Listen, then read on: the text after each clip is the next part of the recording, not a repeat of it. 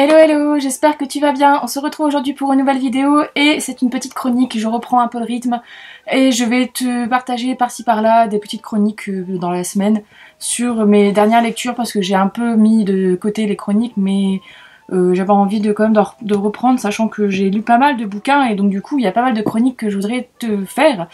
Et on va commencer par la première. Est-ce que je commence par le plus récent ou le plus ancien ? Parce qu'en fait j'ai mes 3 livres là à chroniquer et je me dis par lequel je commence. Je vais commencer par le plus récent, comme ça je pourrais la mettre en ligne plus rapidement ou pas. Bref, du coup j'ai lu dernièrement Superman Dawnbreaker de Matt Della Peña, publié chez Bayard, Bayard tout court, Bayard édition, ouais, Page Turner. Et voilà, je l'ai reçu début juin, il me semble, ou fin juin même. Non, il est sorti fin juin, enfin je ne sais plus trop. Mais j'ai mis une bonne petite semaine à lire ce bouquin. Là en fait tu es dans le tome 4, on va dire le 4e livre de la série DC Icons, hein, donc j'en ai déjà parlé quand j'ai fait ma chronique sur Catwoman. Mais en gros c'est c'est certains auteurs américains qui ont repris certains héros d'ici pour en faire un roman. Et donc il y a eu Wonder Woman par Leigh Bardugo, il y a eu Batman par Mary Lou, il y a eu Catwoman par Sarah J. Maas, et donc Superman c'est Matt Della Peña qui se l'est tapé, on va dire ça comme ça. Et voilà, donc du coup j'étais quand même... j'avais envie de lire en fait toute cette saga. J'ai lu du coup Catwoman et celui-ci. J'ai pas encore lu les deux précédents, les deux premiers. Il n'y a pas besoin de les lire dans un ordre particulier, ça voilà. Peut-être Catwoman où il y a des choses sur Batman que j'aurais peut-être dû voir dans Batman, mais bon tant pis, c'est comme ça, c'est la vie. Mais sinon, pour moi il n'y a pas de fil conducteur entre chaque tome, vu que c'est un super-héros différent, etc.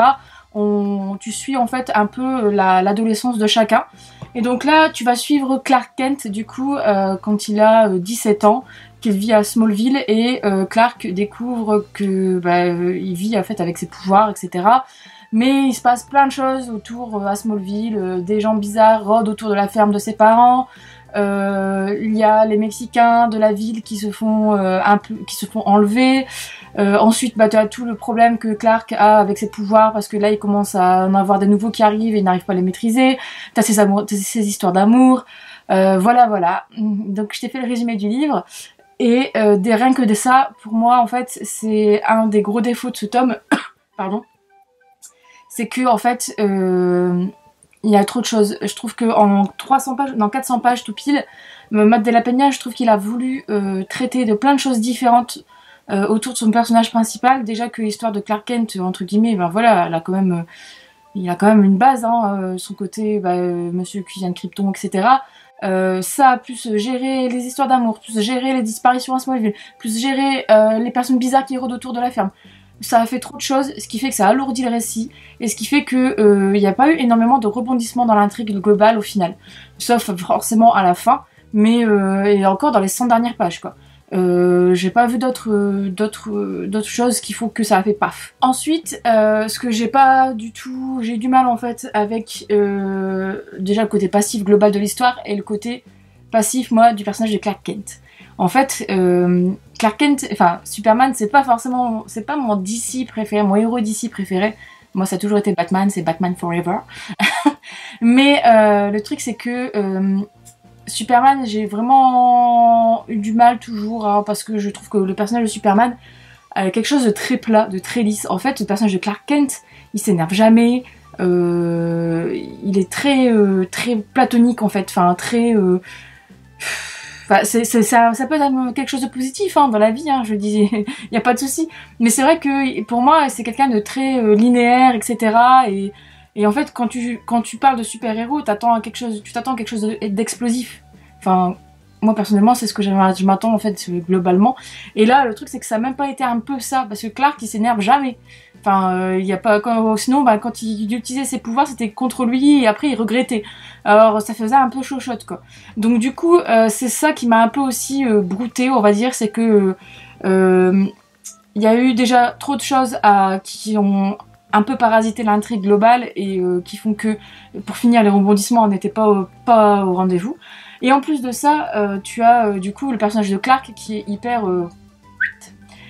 très plat, voilà. Et moi c'est vraiment un truc qui m'a bloqué. Et ensuite, bah, le truc c'est que comme il y a eu beaucoup de choses qui ont été rajoutées dans l'intrigue, il y a des choses qui sont arrivées comme des choses sur la soupe. Par exemple, il y a un moment où bah, Clark ne sait pas ses origines, et donc du coup c'est fait en 3 pages, cric crac boum, machin, les parents présentent, machin, il y a le vaisseau. Enfin de toute façon t'as déjà dû voir Smallville ou pas, mais tout le monde connaît l'histoire à peu près de Superman. Mais le vaisseau dans la grange, machin. Et donc il découvre ça, bim bim, et puis voilà. Mais c'est dommage parce qu'en fait il n'y a pas assez de développement du coup pour chaque souci, enfin chaque point culminant on va dire de l'intrigue. Et ce qui fait que bah, le livre déjà est très fin, donc ce qui fait qu'on passe sur des choses qui auraient pu être plus importantes, etc. Tout comme sa relation avec Lana, ben de temps en temps on grattait un petit peu, mais après voilà, on disait plus rien. Et puis après il y a un autre personnage féminin qui s'incruste, ça gratte un peu, mais voilà, on dit plus rien. Pareil, il y a Lex qui arrive, Lex Luthor.